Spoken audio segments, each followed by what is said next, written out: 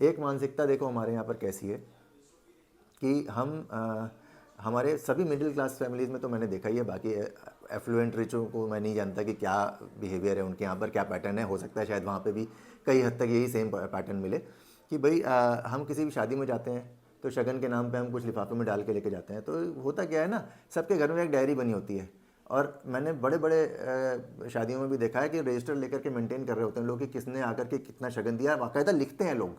बड़े कल्चर्स हैं ऐसे इंडिया में जिसमें कि लिखा जाता है कि कितने रुपए आप दे करके जा रहे हो उस समय, वहीं पे ही और सामने ओपन करके, और लोग खुद गिनवा करके जाते हैं। तो क्या ये माइंडसेट क्या है कि भाई आपने इस समय पे आकर के हमारे यहाँ पर क्या पैसा दिया, और अगली बार जब आपके यहाँ किसी जगह पे हम जाएंगे तो हम भी वो देख करके जाएंगे कि हाँ यार इसमें इतना रेफरेंस पे ये इतने पैसे आए थे तो हमें भी इतने ही पैसे देने हैं। तो आपने मनी की डिप्रिशिएशन वैल्यू नहीं लगाई कि उसने अगर मानो कि 1985 में आपको 2100 रुपये दिए हैं तो आज आप 2025 में उसको 2100 रुपये वापस करने जा रहे हो, आपने उसकी डिप्रिसिएशन नहीं लगाई हुई। ठीक है, ये बड़ी गलत मानसिकता है। एक तो ये कि भाई ये कल्चर था क्या, शगन देने का कल्चर था क्या। शगन देने का कल्चर ये था कि हमारे यहाँ पर पहले सब खुददार लोग हुआ करते थे, कोई किसी से पैसे लेके राज़ी नहीं था ऐसे। तो उसके लिए लोगों ने एक व्यवस्था बनाई कि हम किसी की शादी में जा रहे हैं तो हम कुछ हेल्प करने के लिए, जो नहीं अफोर्ड कर सकते उनको हेल्प करने के लिए हम उनके लिए कुछ कुछ लेकर के जाएं, तो सो दैट उनके लिए ईज आउट हो जाए वो चीज़ें। तो वो शगुन था, वो एक व्यवस्था थी जो कि आप पे भार ना डाले कोई।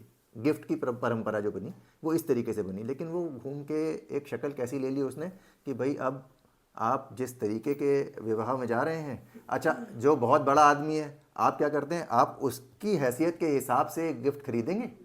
आपकी हैसियत आपकी क्या है वो आप देखेंगे बाद में, लेकिन आप उसके लिए देखने जा रहे हैं कि एक बड़ा आदमी है, बहुत रिच है और मर्सिडीज़ में चलता है, तो आप गिफ्ट उसकी हैसियत के हिसाब से खरीदने की कोशिश करेंगे जितना भी आप जा सकते होंगे अपने बजट को स्ट्रेच आउट करके, और वो लेकर के आप जा करके देंगे। यही अगर आपकी काम वाली की घर में किसी बच्चे की शादी होगी, आप उसके 10% का भी गिफ्ट नहीं ला करके देंगे उसको।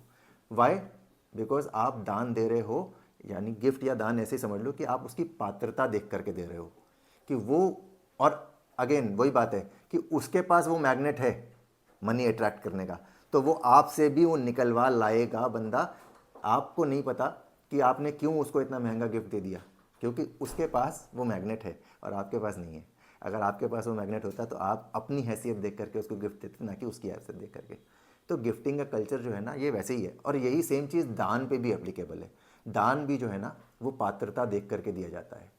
जिस बंदे के पास ऑलरेडी पड़ा है सब कुछ, आप उसी को अगर दे रहे हो तो वो दान में नहीं कंसिडर होगा कभी भी। वो आप कुछ भी कर दो, वो दान नहीं है। अगर आपने उसको दान दिया जिसको उसकी वाकई में ज़रूरत है, आवश्यकता है उसकी, तब वो दान दान है। अदरवाइज़ तो कोई फ़ायदा ही नहीं है, आप करते रहो वेस्ट अपना पैसा जितना मर्जी।